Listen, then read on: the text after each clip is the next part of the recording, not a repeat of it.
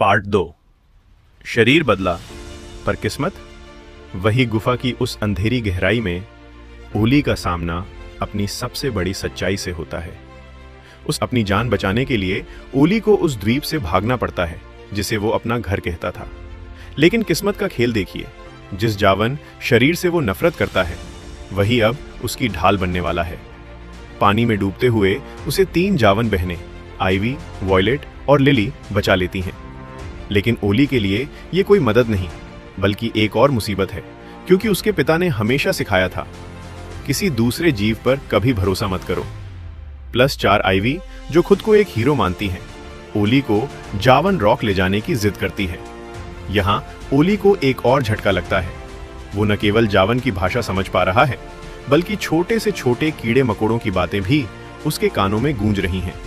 वो चिल्लाता है, मुझे इन पंखों से बाहर निकालो। इसी अफरा तफरी में ओली की मुलाकात बूगल नाम की एक अजीबोगरीब मछली से होती है, जो उसे एक उम्मीद की किरण दिखाती है।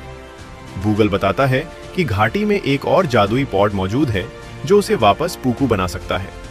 ओली बिना सोचे समझे उस पॉड की तरफ भागता है, लेकिन आइवी उसे रोकने की कोशिश करती है। नतीजा, एक और धमाका, और इस बार पासा पूरी तरह पलट जाता है। ओली वापस पूकू बन जाता है, लेकिन आइवी, वो निडर जावन, अब एक कमजोर पूकू के शरीर में कैद हो चुकी है। +4, अब कहानी में 2 ऐसे जीव साथ हैं जो एक दूसरे की शक्ल तक नहीं देखना चाहते। आइवी अपने खोए हुए पंखों के लिए ओली को कोसती है, जबकि ओली को डर है कि बिना पंखों के वे इस खतरनाक घाटी में कैसे बचेंगे। तभी दूर से एक डरावनी गूंज सुनाई देती है, फायरवोल्फ की दहाड़। ओली को समझ आता है कि उसके पिता की कहानियां महज किस्से नहीं थे बल्कि एक कड़वा सच थे। बचने का सिर्फ एक ही रास्ता है, ग्रेट वाटरफॉल के पास मौजूद आखिरी डीजो पेड़ को ढूंढना, जहां शायद उन्हें अपनी असली पहचान वापस मिल सके। पर रास्ता आसान नहीं है। उन्हें एक रूट स्नेक यानी जड़ों जैसे दिखने वाले सांपों की मान से गुजरना होगा। यहां ओली की पूकू नाक और आइवी की नई शक्तियां दांव पर हैं।